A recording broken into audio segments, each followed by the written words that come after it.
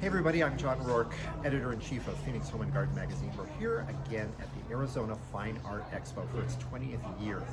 And we're here starting to talk first with artist Kathy Parks. Hello, Kathy. Hello. Now you've got a Q in your name, Kathy Q Parks, and you were just telling me the story behind the logo. So share that with us. Yes, well, I signed because there's so many Kathy Parks. Yes.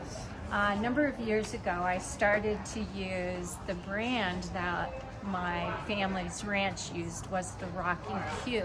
Okay. So my paintings are all signed with the Rocking Q. Okay.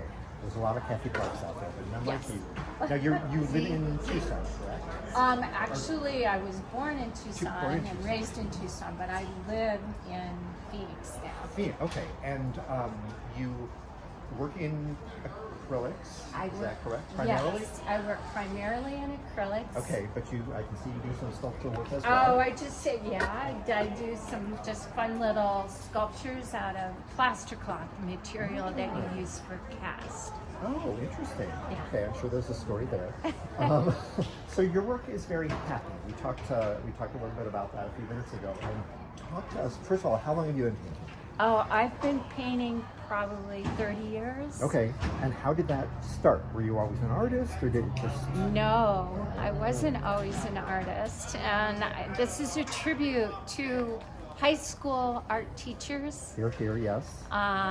In my early 30s, I was struck with a disease or a virus that went into my spine. Oh, okay. And I lost the ability to walk for a while. Wow, okay. And I went into a little bit of a depression. Of course, understandable. And the thing that pulled me out was I started playing with some of the things that I learned in an art class in high school. Really? And it just made me feel good. Sure.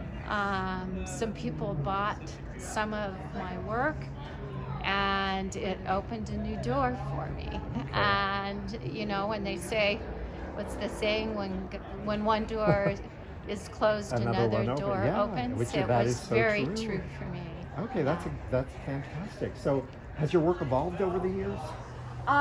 Yes.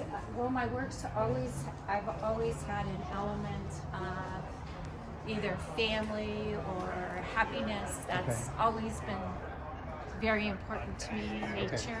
Okay. Yeah. Okay, and we were talking about you live on a desert preserve. Yes. So you've got a window, and out your window you see incredible things Oh like this. my gosh! On my window, I live near the Phoenix South Mountain Preserve in the Ahwatukee area. Sure. And I get javelina and rabbits and quail and roadrunners and all kinds of things. And I've always grown up with wildlife, so it's what makes me happy. I love that. And so your pieces how do you compose a work? Because there's a lot going on there, but it all makes sense in the whole. So do you know when you start what it's going to be, or do you start with an element and it kind of grows from there, or both, or everything, or anything? It depends. Sometimes what I will do is I will paint an entire landscape on a painting. Okay. And then for instance, this painting here, Yes. I had an entire landscape painted. And then I started to block it out. And you can see elements of the trees that were there at one time. All right. Bushes.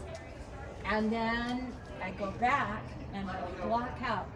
And I never know what I'm going to block out or what I'm going to do. And the painting eventually evolves into something.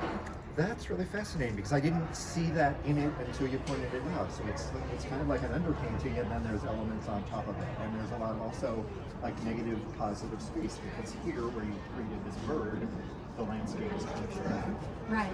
I got that right? Okay. Yes, All right. yeah. And so I just think I love the idea of people being able to step into a painting and Yes. explore. Right, and discover as you're looking at it. I don't want them to look at it and see the painting in 30 seconds in a Right, minute. right, exactly. It could take years until, hey, did you ever notice Did that? you ever? And I've had people say, oh, I just noticed that. And so I think that also comes from working with kids. Because Okay, I did sure, a lot that of work makes with sense. kids, and the element of surprise and things being unexpected Yeah, I bet is just awesome. I bet you Yeah. were a really good teacher. Or, It's fun. so do you have collectors from all over the world? What, Mm-hmm. and what kind of clients come to you? Well, all kinds, Okay. different ages. Okay. Usually, I find it's someone who's looking for something joyful or happy. Okay. I don't get a lot of grumpy people. Can't imagine. I don't. Or if they were, I think your work would kind of turn that around. Yeah, So. and sometimes I've done commissions for people who have lost someone very special. Okay. And they'll tell me their story, and they'll ask me to somehow spin it Wow, into okay. a peaceful, calm, Okay. but happy Right. remembrance. Oh, I love that. Yeah. Okay. Yeah, like a beautiful, happy tribute. Yes. Yeah, that's fantastic. Do you prefer to work large format, small format, any format? Well, I have a pretty bad tremor. Okay. I have bad hand tremors. Okay. And so I prefer to work large. Okay, that makes sense. I don't like, and drawing, detailed drawings have become, small detailed drawings are difficult for Okay, me. right. All right, that makes sense. Yeah. And then, so here at the expo, are you working on pieces? Oh, yeah. Okay. That's the wonderful thing about anyone who comes to the Arizona Fine Art Expo. Mhm.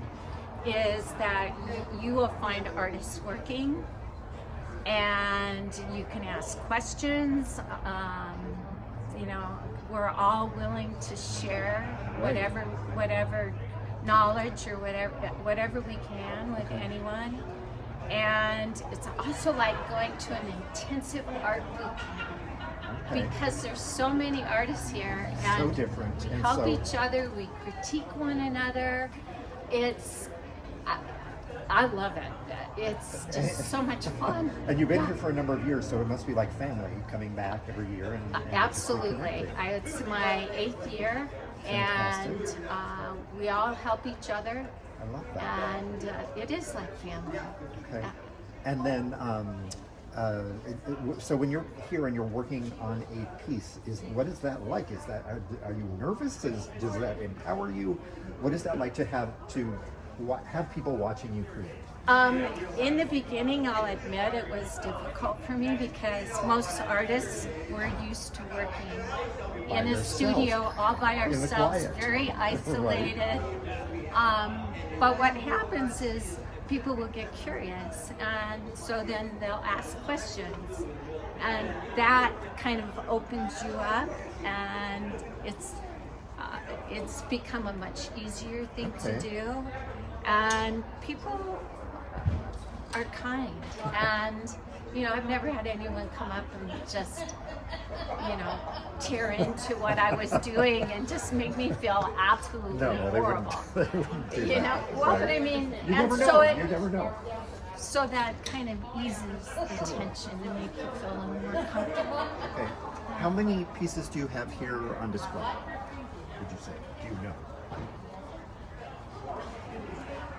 Oh, probably 30. Okay. And are there more waiting in the wings? Yes, I have a few in the back, not a lot, but and I have a few at home Okay. that I can bring if needed. Okay. Yeah. And then what about the ones that you create here? Will those be for sale? Yes. Okay. Anything that I create here will be for sale.